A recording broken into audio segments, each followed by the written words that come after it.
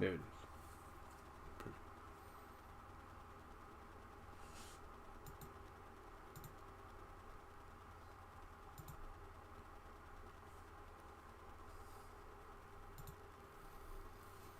Okay, guys. Hopefully we are live here without any interruptions. And welcome. Yes, it's been a long while as my computer is loading right now. Apparently it likes to load and slow things down a little bit. I don't know why. But yeah, welcome to anybody tuning in. And welcome to this live stream for today, Sunday, November 5th, 2023. And no, this is not a topics on my mind kind of deal like I normally would do, recording or not. It's just, a live stream to sit here and chill and talk about whatever, is on my mind. And just like with some live streams, or not live streams, but my topics on my mind you may know of, or individually, of course, I'm going to start off here by talking about the work week. And I can tell you that peak-wise, it is that time of year. If any of you know what I'm talking about when it comes to retail, whether it's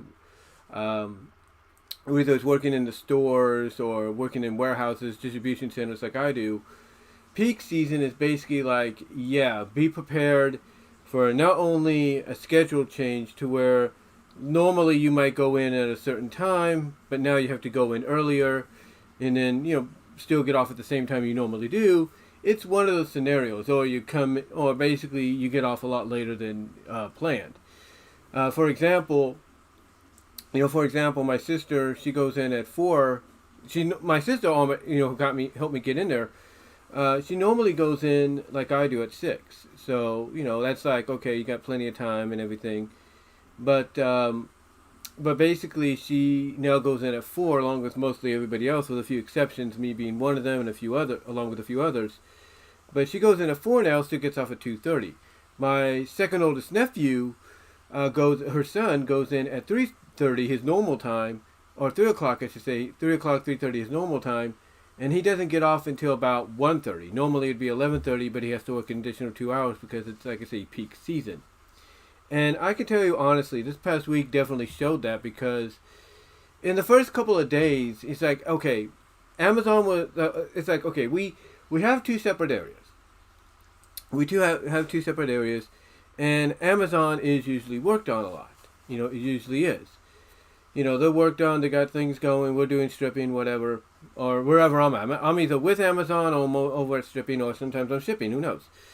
But basically what happened this week, I think it was this week, is that it was hard to really maneuver a lot in certain areas for a while, because, it felt like, it felt like we were being crowded in. It started last week, I should say. It started last week, and it continued somewhat this week as well, because the lady that's the problem solver, the person in charge of the Amazon section of the warehouse where stripping is also located at, she couldn't do Amazon. She couldn't get her team together until like basically the end of the first break and sometimes the end of lunch. And not end of their lunch. Their lunch would be like at 8:45 because they go in at 4. But mainly at the end of my lunch, which would be the second break. So sometimes it wouldn't be until after the first break, after their first lunch, or after my lunch and their second break, if you will. So basically it would be like, from a time perspective, it would be between 9:30 and sometimes 11 o'clock, and sometimes 11:15. That's basically what it would be. Between 9:30 and 11:15 is when this lady, who's a friend of my sister's as well, wouldn't be able to get her team together and everything until that time was right. And the reason for that is we had a lot of trailers coming in with Amazon returns and Kohl's returns and all that to strip down. Some of them were not too bad. Some of them were a mess, and actually I had to myself individually had to take care of some of that, and I did. But also I got a little bit of help here and there. But basically, a majority of us were over at stripping, and all that for a while. And I mean a majority of us. And everything, a majority of us were over at stripping, and it was it was crazy, because it got to one point. As I check something here. It got to one point that, we basically we how should I put this? It got to a point to where the whole middle floor, because the floor that's in between, it's empty. It's an empty space and all that, huge empty space between, Amazon. Like, Amazon is on this side, we're on this side, and right here in the middle, like where my T-shirt is, where the Ralphie picture is on my T-shirt, that's kind of the floor. And the floor is kind of like got a lot of space, like between here, like this, kind of like this, if you will, and this way. So, or this way basically. It had plenty of room. This past week and starting the week prior, at the end of the prior week and going into this week, I should say, or going into this past week, at the end. Okay, let me correct myself. All right. What I'm saying is, at the end of the week prior to last week is when it really picked up. So, it's during that time frame and into the beginning of this past week that whole floor was covered. It was like, here was items being returned, labeled with the 31st, and have to be taken care of on the 2nd or whatever. Or here were items that got that needed to be taken care of from the 29th, which was a Sunday. They have to be taken care of on the 1st. Stuff like that. It was just, wall to wall almost. And if that's not enough, some of the trailers for other things in that area that need to be picked up were delayed. Now, we're not sure if they were delayed by traffic, not sure if they were delayed because maybe the drivers overslept or something. We're not really sure. But one of the things we get in the trailer strips, basically one of the things we get in the trailers that we strip down, I should say, is these empty tote boxes. And when we get these empty tote boxes, if you will, we don't take them to recycling. We don't take them to the recycling of, recycling cardboard, the cardboard recycling, I should say. We don't just take them there. No, instead we stack them up. And if we have to, we will shrink wrap them and take them over to a certain area in the warehouse, in our section of the warehouse, and put them onto a trailer, an empty trailer, so they can be shipped off to wherever they got to go. And what happened, and sometimes these will actually already come shrink wrapped and everything. It just all depends on how well they're, balanced.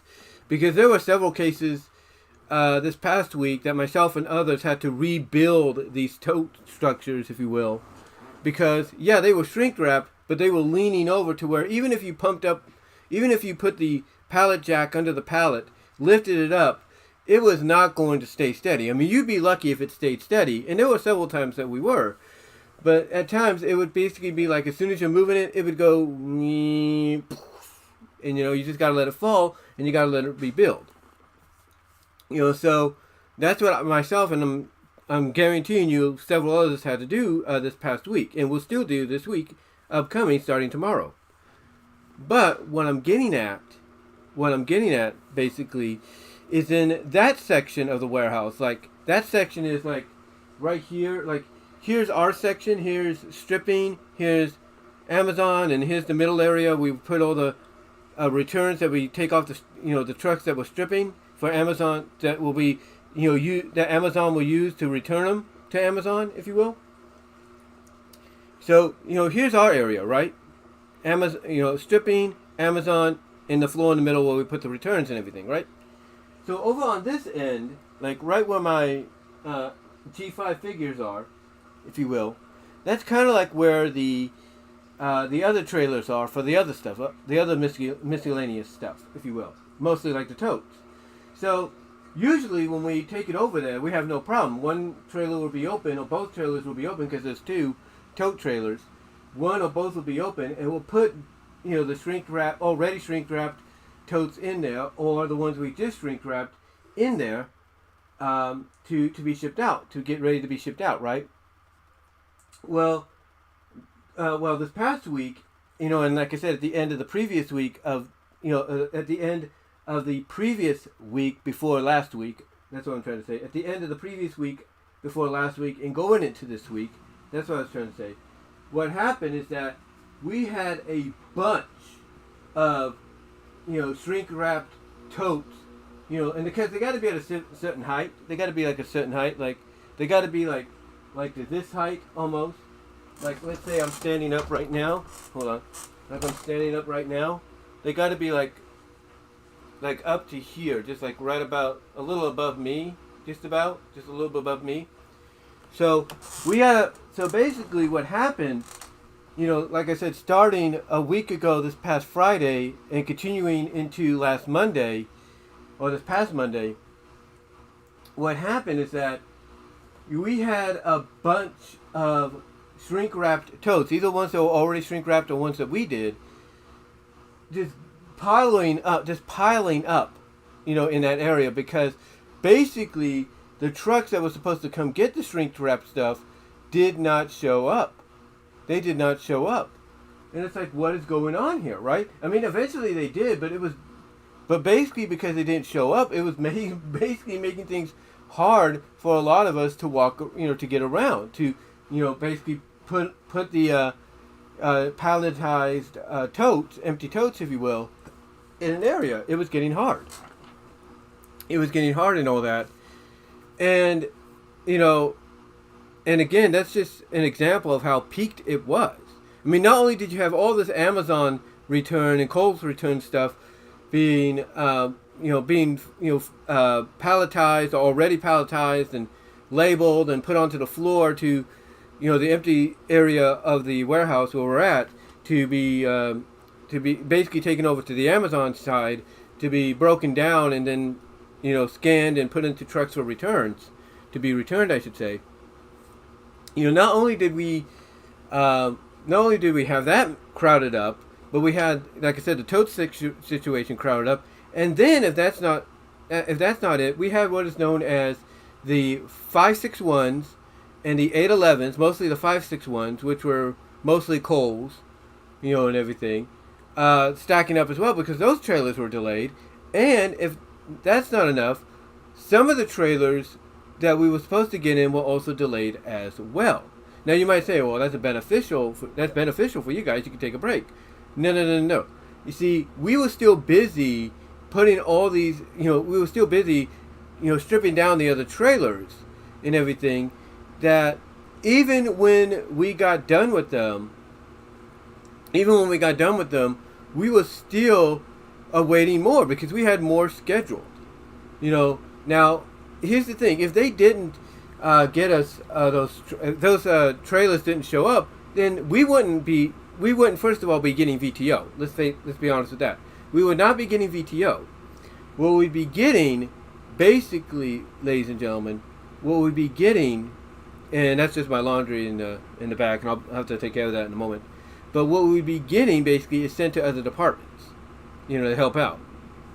And that's what some of us ended up doing. I ended up doing that for 15 minutes of the final 75 minutes, if you will, of work, or the final 70 minutes of work. That's what I did. I ended up doing, some shipping, if you will, a couple of days ago, because that's getting, picking up as well. But the point is, some of these trailers were easy to do because they were already palletized all the way through. Some of them you had to work on, you had to rebuild and everything. And it was just one of those situations to where even if you got one done, again, you weren't going to get VTO. You weren't going to be like, oh, I wonder if they'll offer us VTO. No. It's more along the lines of you just had to keep yourself busy until the next one showed up. And that's what happened. We had to be kept busy until the next one showed up.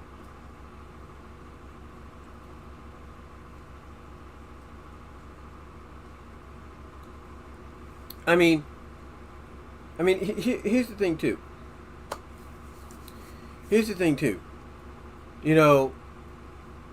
Okay, what was it? Oh yeah, here's the thing too. Not only was it like that at times, but it got to the point that a lot of us, I wouldn't say a lot of us, but some of us in stripping, we're running out of date labels. Because that's what they are. They're dates. Like I said, one will say 1031 on the top in big, bold numbers. And then on the bottom, it will say 1102, in that manner. But basically what happened is that we got, we were so busy doing the stripping of the trailers, even if they were quick and easy to do, and then we move on to the other one if there was one there, that we were running out of labels, even with the trailers we were assigned to. Because sometimes there'd be a lot of palletized stuff, but it would take a lot of labels to take care of, stuff like that. So yeah, it was one of those weeks where it's peak season, and you just got to be, ready for the unexpected. Just got to be ready for the unexpected. The other thing that happened this week too was, of course, this past week was Halloween, or this past Tuesday, I should say, was Halloween, and we dressed up and everything. I dressed up in my warrior mask. Matter of fact, I have my phone here. Let me get my phone here. Now for a second, I may have to use the facilities in a little bit, guys. So I do apologize. There might be a bit of a break here for a second. But and I have to get the laundry too, so I do apologize for that. But anyway, let me see. Where is it? I know I took a picture of it. See, I know it's in my gallery. The other thing I got a plan to do eventually, maybe I'll do it this week finally, is get a new phone and everything, because of the fact that this phone still works. It's just one of those situations. So let me see here. I know it's in here somewhere. Oh, did I delete it? I might have deleted. I have it on my Facebook, I think. Hold on. But yeah, we did Halloween. People dressed up, not elaborately, but some did. Dress up fairly. I mean, one of our front shift managers, our first shift managers, and the HR lady, they dressed up as the girls from what is it? They dressed up from, as the girls from The Shining. Those two girls that are in the hallway, like they say, "Come and play with us." They dressed up as them. So that was kind of cool. And everything. One of our front shift managers dressed up as a NASCAR driver representing Dew Point, and another person dressed up as as one representing Wonder Bread. See, I know I have it in here somewhere.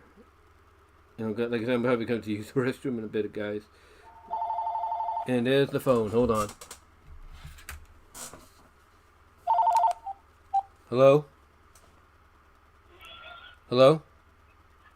Yeah, text me when that car's gone so you can move the garbage can more. Okay. Yeah, I don't know. I don't think it's going to stay there. It came about 6:45 in the morning. Yeah. I was looking at the camera, yeah.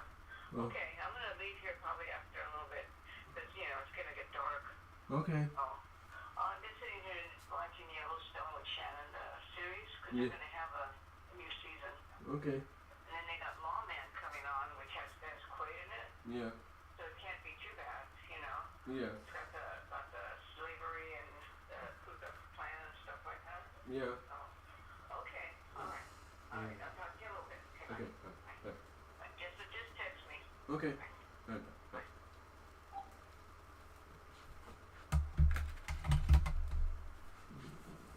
Sorry about that, guys. That's what happens when you do live streams too. You gotta expect interruptions. But anyway, what was it? Here it is. This is what I did, basically, right here. This was my photo for Halloween at work. I don't know if you can see that. There you go. That was my photo.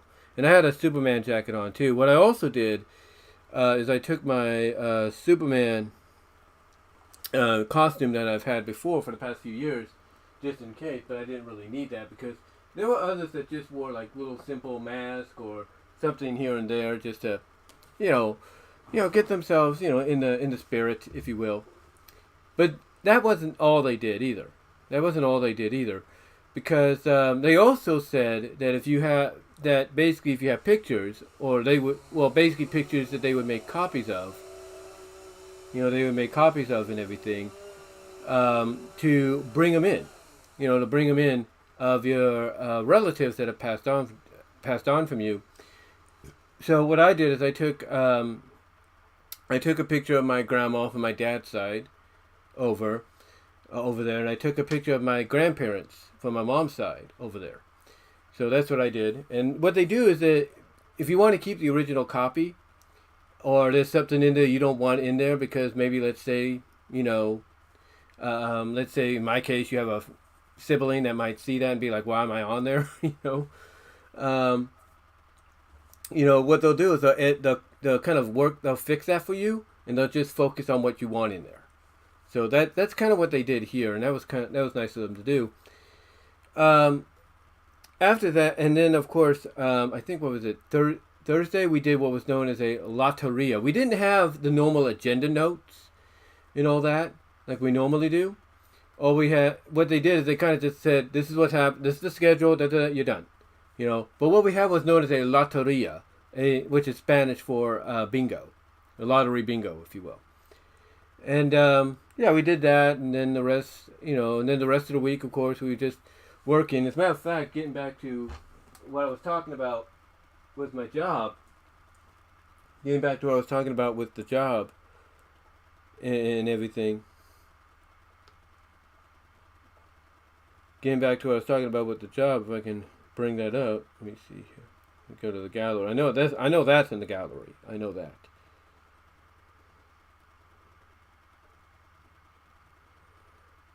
Get a minute. If I turn it to the side, it should work. There we go. But that's kind of what I was talking about. That's kind of what, we were, I don't know if you can really see that because of the glare. But that's kind of like, again, I don't know if you can really see that and all that because of the glare. But yeah, you see this here? There we go. That's kind of what we were dealing with. And it got to a point with all of that, as you could see,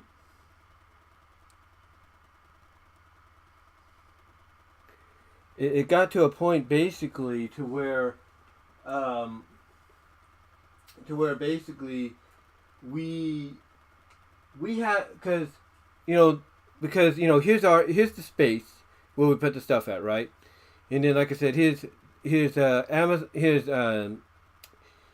here's stripping, here's Amazon, right? So there's that and everything, But then, like I said, in the back here is where we put the totes and everything, right? So down this way, down this way, basically down this way is the walk area. It's like, that's where the shipping area is. That's where you go if you're assigned to ship and load trucks and all that. So, and you have the conveyor belts above you, the motorized conveyor belts that bring the stuff down. So anyway, we're going. So anyway, there's a situation. So anyway, we got so busy and so, so busy and filled with items being returned, that we had to use, and my sister told me this was going to happen, we had to use certain areas of that walkway, if you will, to put some of the pallets because it got that busy. We got that much freight, being returned. So yeah, it was really, really a busy week. I will tell you that. But one benefit is it did make the week go by fast. I will say that. It did make the week go by fast. And my situation is I actually get a little bit, my situation along with others like me that come in later, not at 4, but at the times that are more workable for us. What's good for me, beneficial to me, is I can actually have time, because I have 3 hours to my first break. That's how it's kind of worked. Like, sometimes the schedule will be, for 1 month, it'll be 8:30 or something like that, and then next month will be 9, stuff like that, whatever. So basically So basically, for me, it's beneficial because when I come in, I clock in, I do a labor transfer, punch and all that, and I go over there. They're still working, but they're about to go on their first break. So that gives me an additional 15 to 20 minutes, if you will, to work on my area, to work on my truck that I'm assigned to, or who work on the truck I'm assigned to with, as a team with somebody. It gives me time to work and get ahead. So that's what I do. So that's kind of a beneficial situation for me. And then the way it works for me is I go to break at 9, I go to lunch at 10:45, and then the way that works though is that it allows us to all come together. Like the people that come in at 4, they they basically go to lunch at 8:45, come back at 9:15. I go to break at 9, I come back with them. I go to lunch at 10:45, they go to break at 11, we all come back at 11:15. And then we all go at last break together. So it kind of works out very well. But for me at the start, it's like, hey, I got an advantage to do this or whatever. So I think that's why I'm going to be in stripping a lot, this week. If they put me in Amazon, that's going to be a surprise as well. But we'll see what happens. We'll see what happens. But yeah, it's been an interesting week at work. A very busy week at work. There's no getting around that, whatsoever. There's no getting around that, period. There's no getting around that period. No matter how you look at it, there's no getting around that. No getting around that whatsoever. But outside of that, not much going on outside, with work and everything. I mean, we are going to get fed. We're going to have a bit of a holiday brunch, I guess you could say, during lunch periods. This upcoming week, or this upcoming Tuesday, I should say. That's going to be good. So I don't have to worry about packing any lunch, And what's also interesting, and I told my sister this, and she's like, yeah, maybe it's because of Christmas gifts and all that. But they were asking a lot of us, including me and her, our jacket size. It's like, okay, why do you want to know our jacket size? And she's like, well, either they're going to keep you, that means they're going to keep you, or they're just for Christmas gifts. That's it. And I'm thinking, well, why would they want to give me something if I'm not going to probably be there after, a certain time, which again is a sign that they may keep me. And pray that they keep me, and pray that not only do they keep me, but they keep me at days, at the schedule I have. Pray that I get kept at the schedule I have right now, because that's beneficial for me, my mom, and, so on. But, yeah, outside of that, not really much going on at work. So, yeah, I just wanted to talk about that. Of course, I want to talk about some other stuff as well. Also talk about the fact that the Kansas Jayhawks, I talked about this in my topics on my mind last week, have a winning record right now. Last week they were 6-2. This week they are 7-2. The best record they've had in about 15 years, which is pretty cool.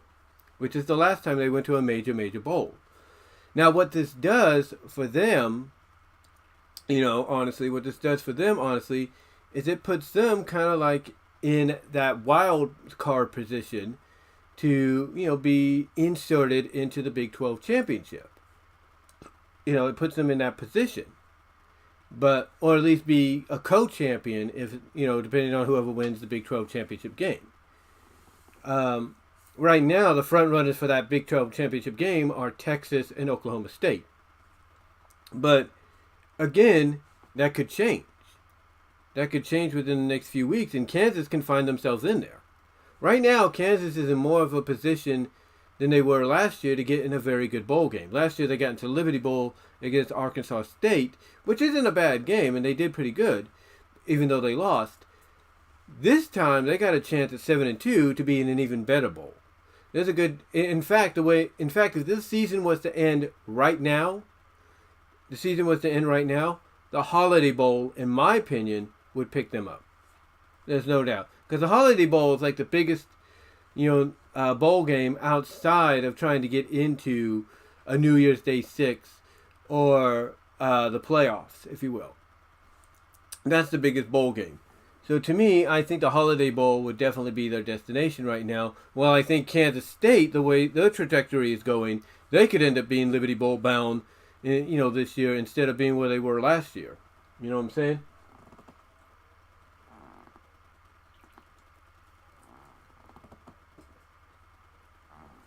So they could end up doing that.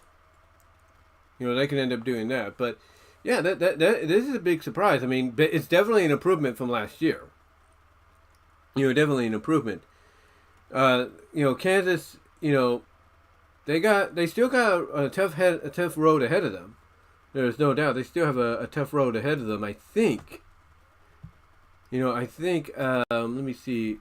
I'm sorry if there's any delay. Let me check something, guys. Let me see. Yeah, a lot of the games have been close. The next one they have is Saturday against Texas Tech. Now, I don't know where Texas Tech is in the standings. I'm going to find that out right now. Texas Tech is 4-5. So, that is quite interesting. That is quite interesting right now, that they are 4-5. Now, what does that mean basically when it comes to them? Well, it means one. Is Texas Tech coming to town? Let me check them. Let me check. I think it says they're coming to town, right? I think it says they're coming to town. Yeah, they're coming to Kansas. They're coming to Lawrence. Yeah, they're coming to Lawrence. And that's going to be a big one too. But anyway, basically, what does that mean for Texas Tech? Well, them being 4-5, they don't win this game, their chances of being bowl eligible become slim. Like, here's the thing: they can go 4-6 after Saturday and still win the last two, and they could end up being 6-6, and they could get in a bowl game. They can. But if they don't win at Kansas, that slims their chances. It slims their chances substantially. So they gotta hope. They gotta hope and pray that they're able to focus on what they need to do at the task at hand. Kansas, on the other hand, they realize, hey, we got a good record, and if the season was to end now, we'd be Holiday Bowl bound, no doubt. Holiday Bowl bound, no doubt. Maybe even Citrus Bowl bound if they wanted to. Just saying. But they know that. They know that they got a shot in a more decent bowl game than they had. And I say this with all due respect to the Liberty Bowl. They have a shot in a more decent bowl game, than they had last year, because they have a better record. But they also know that the higher and better, the record is win-loss wise. The more wins they have, the better their chance at getting in a bigger bowl game. So the Holiday Bowl right now definitely looks like their destination. No doubt. No doubt looks like their destination. And the reason I think it would be the Holiday Bowl is because right now Oklahoma doesn't look like they're going to be going into any New Year's Day 6 game. Period. It doesn't look like it, in my opinion. Now, I could be wrong, but it doesn't look like it. It could look like they're going to be... They could be in the running for Holiday Bowl too, but the reason Kansas would be chosen over them is because Kansas beat them. Kansas beat them. So it's going to be an interesting scenario. It's like, we know if Texas wins out, they have a strong chance at the CFP. We know that. They have a strong chance at the CFP. And Oklahoma State, has a good chance at a New Year's 6 game. They know that. They know that. But what hurts Oklahoma State, and this is what gets complicated with these kind of things. What hurts Oklahoma State is they lost at the beginning of the year to South Alabama. And people, even though they're impressed with how far they've come, how much they've improved, they look at that and they still hang that over the Cowboys' head, over the Cowboys' heads, because of the fact that, they believe that that's the one deficit, the one loss that's going to hurt Oklahoma in the long run. Like, yeah, Oklahoma could win all the way out and even win the Big 12 championship game. But that South Alabama loss is going to hurt any chance they have at a college football playoff, and possibly at a major, and I mean major, close to playoff caliber New Year's Day 6 game. They know it. The people that commentate on that and bring that up, they know it. They know it. which is which really makes this whole situation more complicated because when you look at Kansas's situation, Kansas can sneak in there. They can sneak in there with a better record. Now you might say, well, if Oklahoma State beat them, doesn't that mean Oklahoma State should be the ones to get the shot? Yeah, they should. Because win-loss wise, record, seasonal wise, Oklahoma beat them. So Oklahoma would still have that right. But let's say Oklahoma State, Oklahoma State, not Oklahoma, but Oklahoma State. They would be the ones to get in there, even if they lost their next game. They'd still have the right to get in there because they beat Kansas. But if they don't win the next game and they don't win the game after that, and Kansas wins theirs, then that's going to make things a little tricky. It's like, you're the Big 12 championship committee. You're like, well, Oklahoma State beat Kansas, but they lost the last 2 games, and Kansas is winning. What do we do here? It makes things more interesting, more complicated and interesting, I should say, in the long run. But for Kansas right now, they are in a decent situation to where there's a good chance right now they are Holiday Bowl bound if the season was to end now. And there's a good chance that they get an even better bowl going forward. Like they could end up getting, I'm not joking about this, they could end up getting into a Citrus Bowl. Or they keep this up, they could be considered as an at-large. That's something to consider. Because look at Tulane. Tulane in the AAC, has a chance at a New Year's Day 6 game. They could be considered an at-large. James Madison, if it wasn't for the conference they were in, all right, and Liberty, if it wasn't for the conferences they were in, those 2 schools, undefeated as they are right now, could be considered as at-large bids for New Year's Day 6 games because of their record. But because of the way the system is right now, that's not a possibility. But you understand what I'm saying? Kansas could still get into a New Year's Day 6 game because because of the win over Oklahoma and what they just did yesterday against Iowa State. So that could be beneficial to them. In the long run. It could be. I'm not lying about that. That could be very beneficial to them. Because, the committees, they always look at these situations to where it's like, they always look at these, situations to where it's like, well, this team beat this team and they won, they beat Oklahoma and then they beat Iowa State, 2 teams that were considered to be in strong contention outside of Kansas for the Big 12 championship. Now it's like, thanks to Kansas, they're going to be on the outside looking in. So it's going to be an interesting rest of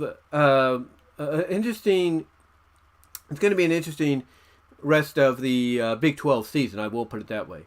Now, if you excuse me, guys, I gotta go take care of my laundry, and I will be right back. I also gotta use the facilities. Be right back.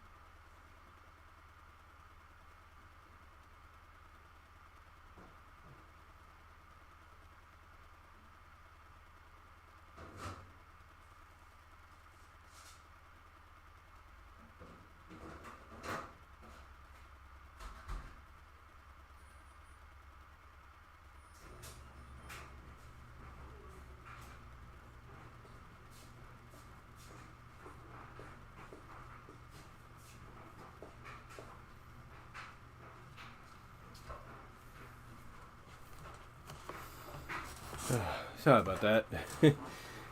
Had to use facilities and had to put my jeans in the in the dryer.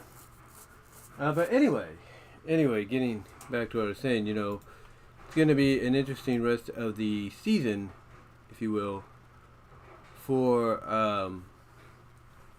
for the Big 12 and everything going forward, if you will.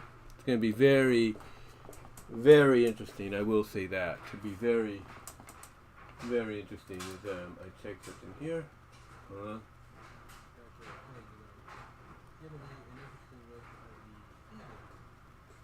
Okay, just a second, making sure everything's working. But yeah, it's going to be an interesting rest of the season for the Big 12. There's no doubt about that. No doubt, whatsoever. Outside of that, what else is going on? Well, if you're a wrestling fan, it looks like WWE is definitely proving you wrong about some things you were worried about, and rightfully so. I mean, one, we got War Games coming back at Survivor Series in a few weeks, which is good. Everybody loves War Games, no matter what kind of iteration it is. Now, here's what's interesting. A lot of people, and like I said, justifiably still so, believe Vince, is involved somehow, right? I mean, I'm pretty sure a lot of them look at the ending of Crown Jewel with Reigns and Knight and think, yeah, that was a Vince call. It's like, it's always, the same thing repetitively, with Roman winning. But like I said in the video yesterday, I think it's part of a bigger plan. I really do. Whether Vince is whether Vince is using that 1% of his to make sure it's always the same stuff, or it's something that, Triple H along with Vince, when Vince was helping with, was part of creative, and Reigns and Hayes and Heyman, maybe they came up with the fact that, hey, Reigns is going to do it this way for a while, people are going to get sick of it, it's going to make them hate him more, and it's going to make them want to see somebody give him his comeuppance soon. And to me, that's what's going on. It's all part of a bigger plan because, like I said in the video, if you look at previous title reigns by heels during their runs, the long runs, like Hogan as Hollywood Hogan in the NWO, Triple H leader of Evolution, what time and place did they not probably have some help, majority of the time to retain their titles? A lot. They had some help. They had a lot of help. There is no denying that. There is no denying that, pretty much they had help. So, but what happened in the end? Eventually that all caught up to them on more than one occasion, and when the second occasion came around, or whatever, that was it. Their run at the top was done.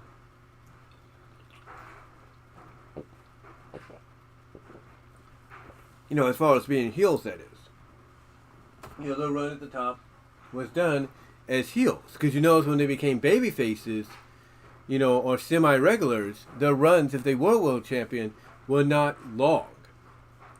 They were not long and everything.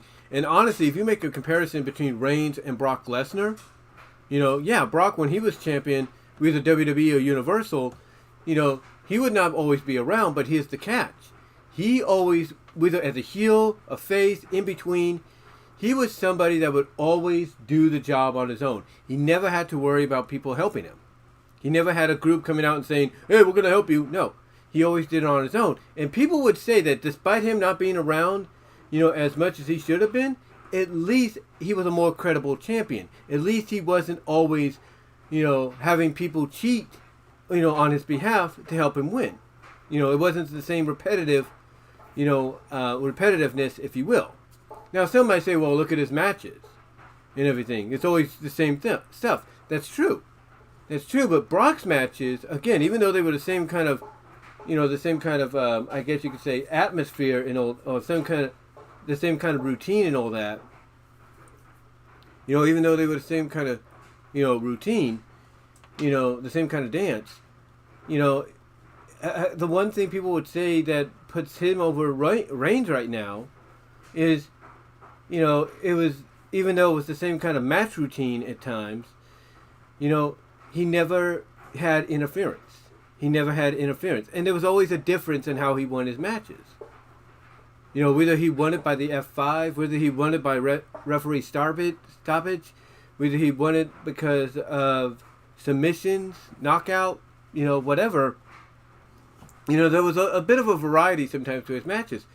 Roman's, the big complaint they have about him is it's always the same thing. He gets in trouble, out comes the bloodline. End of story. You know, so people, if you would tell them, you know, if you would ask them to compare the two, who would they likely say was the better part-time, you know, Universal Champion, WWE Champion? They point to Brock. They say because of the fact that even though his matches were the same, you know, in their dance, you know, the outcome, you know, the way they ended was different, you know, at times. You know, it had, you know, variety. You know, it had variety in everything. Like I said, you could have had a knockout. You could have had a typical F5. You could have had, you know, a submission. You know, referee stoppage. You know, you could have had all that. And that's I think what makes people look at Brock and be like, yeah, he was a better part-time champion. You know, because his matches may have been the same in the ring, but they always had a bit of variety. Sometimes it would take more than one F5 for him to win a match. Just saying. You know, just saying.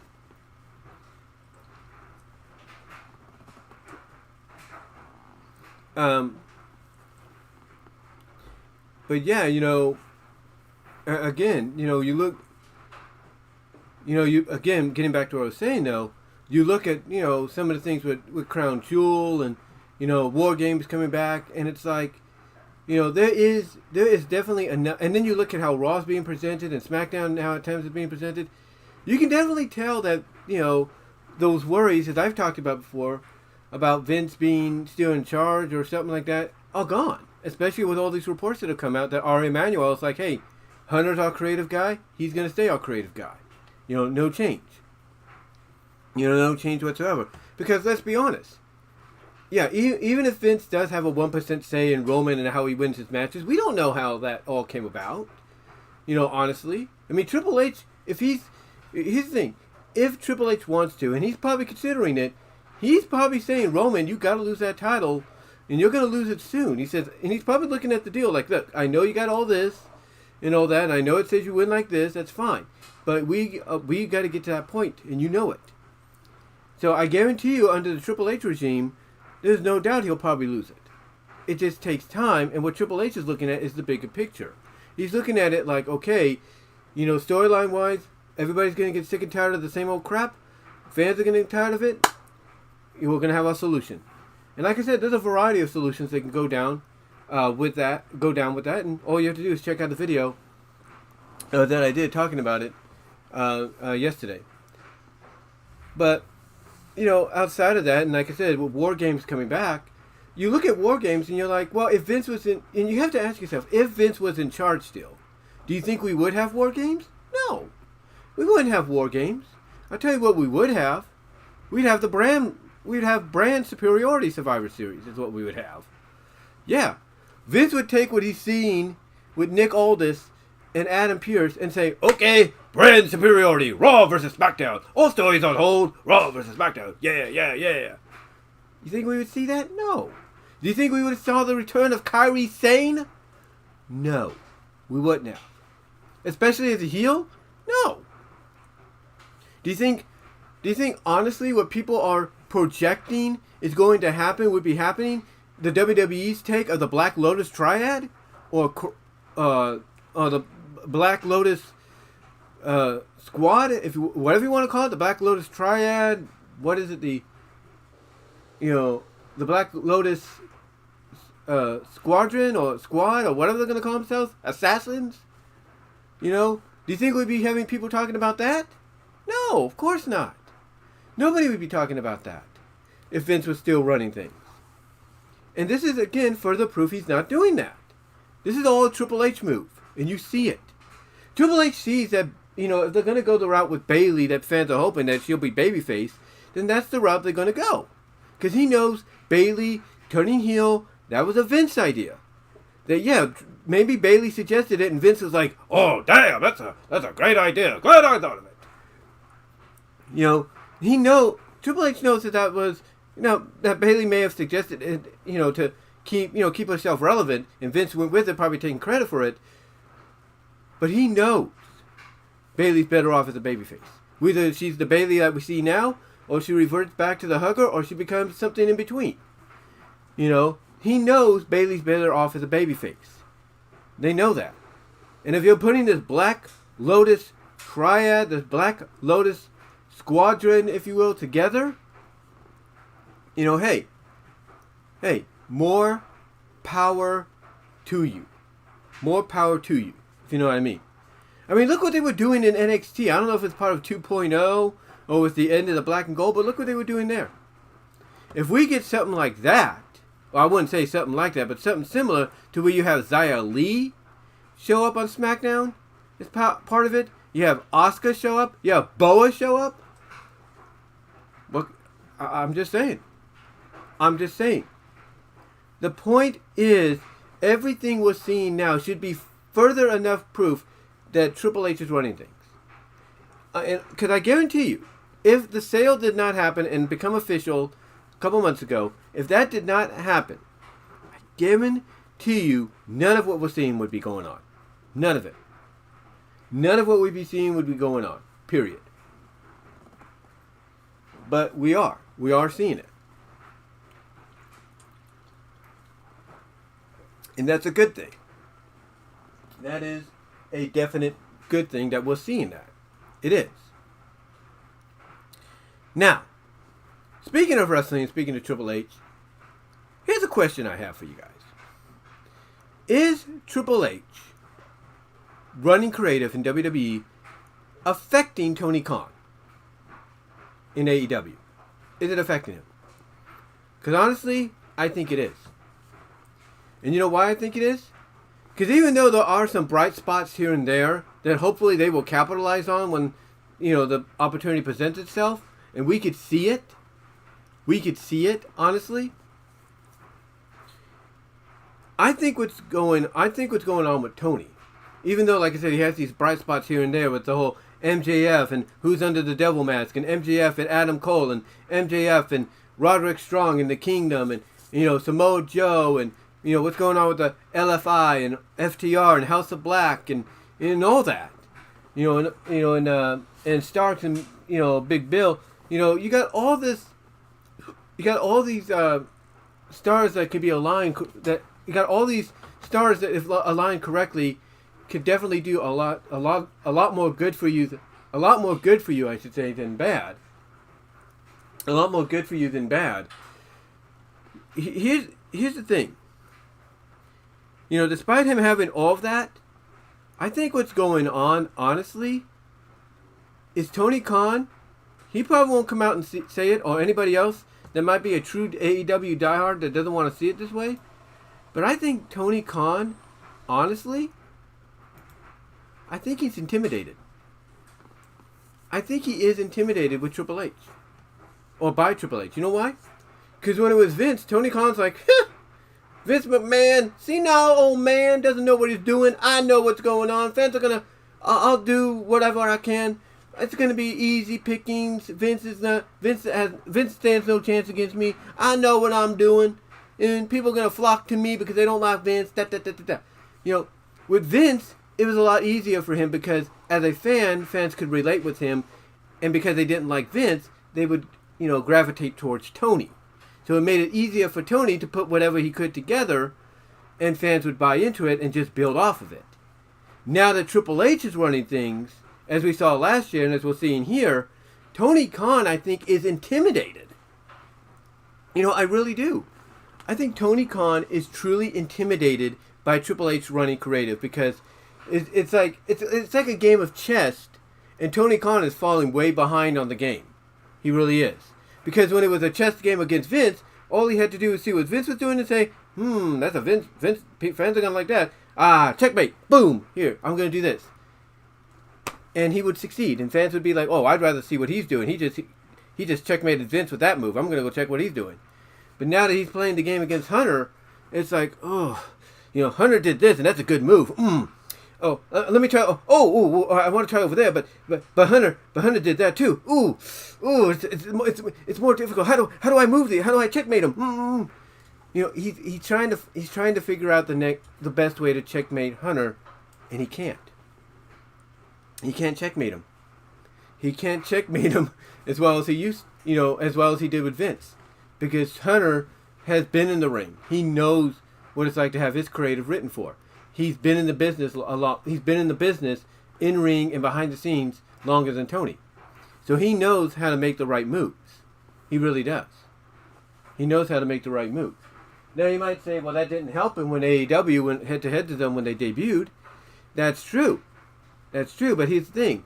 At the time when AEW debuted, they were the new hot thing. They were the new hot toy. They were the cool kid in town.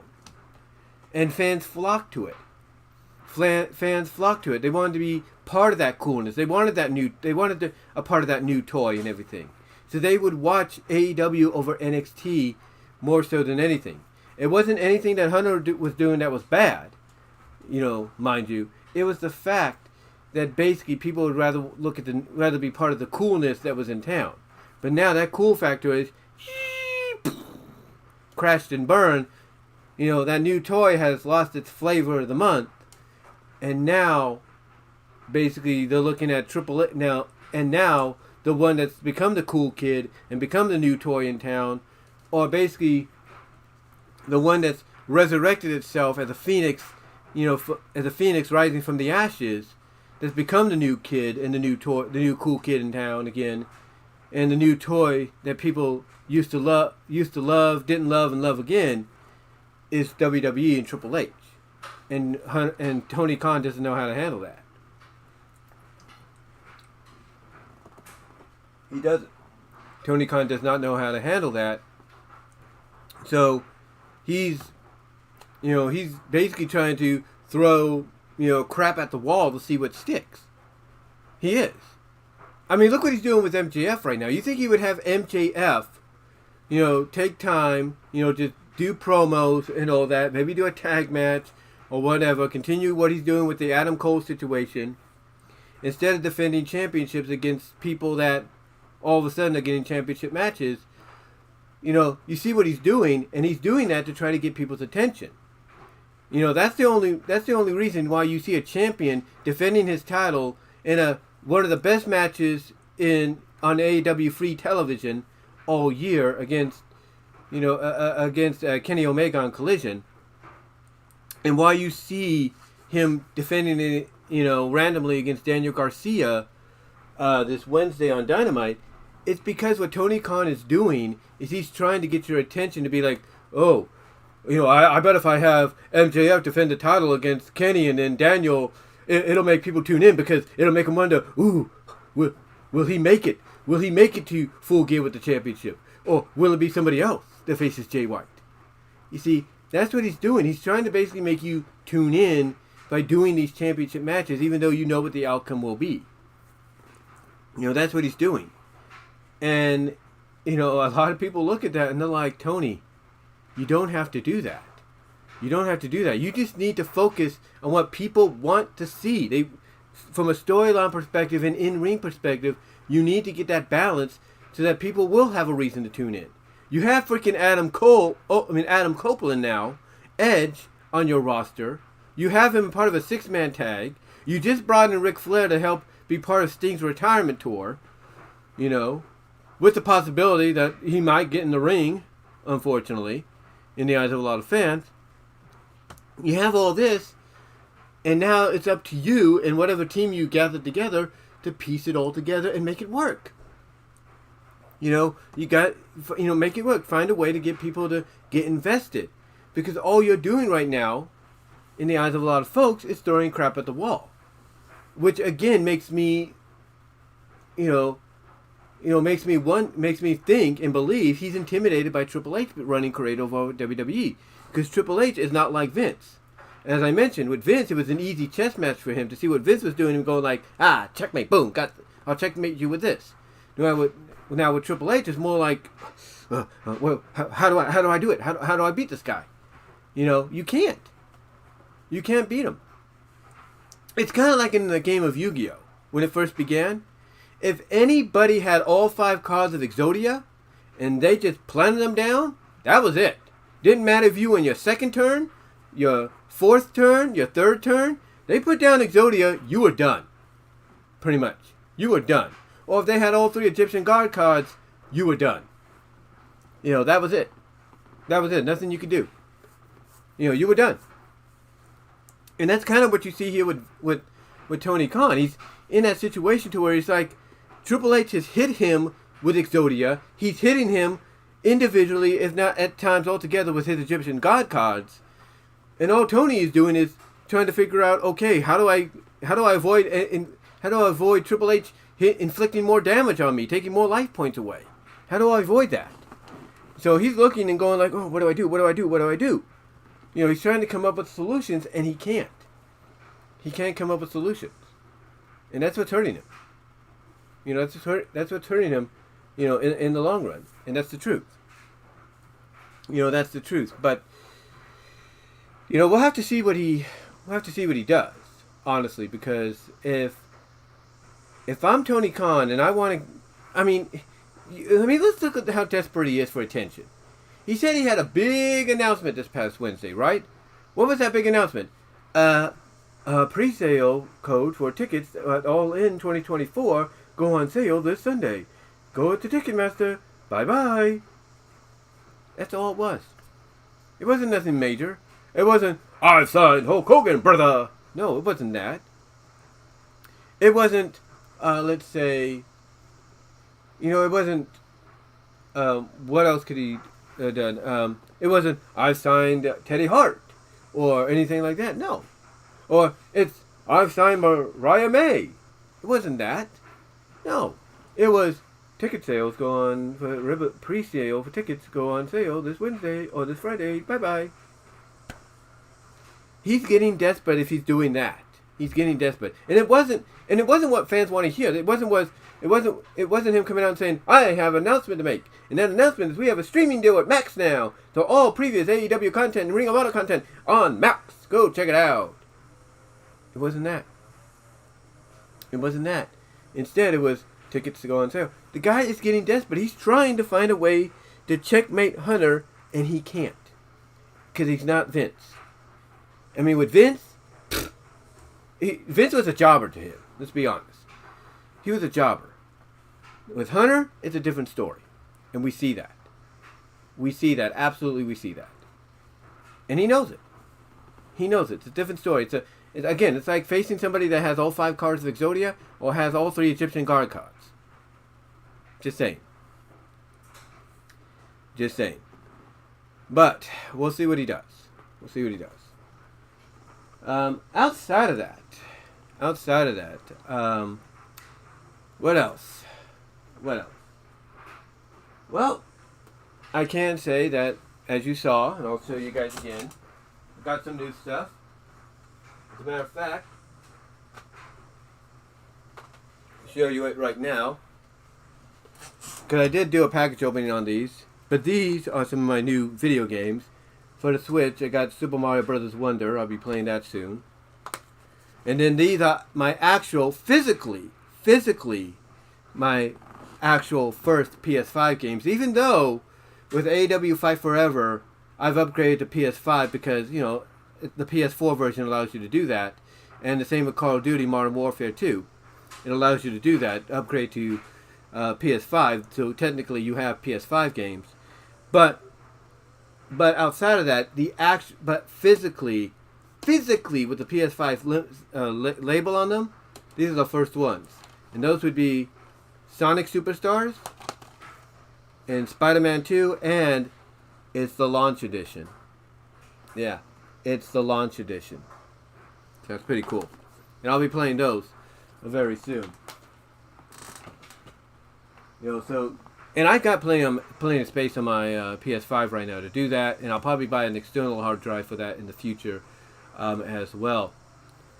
But outside of that, not really much going on. I mean, you know, I am planning to do more fan vids in the future, thanks to Movie Maker. See what happens there. But can't really say anything more than that. So, yeah, I just wanted to come on here and do a little bit of a live stream, just a Sunday live stream, chilling, talking, whatever comes to mind. Not really much going on. We all know about Matthew Perry, and my prayers and condolences go out to his family and friends for what happened there. It's like, that's one of those celebrity deaths that just, came out of nowhere. Same with Suzanne Summers, even though we knew her time was limited because of what was going on there. But yeah, Perry's was like, whoa, where did that happen? Where did that come from?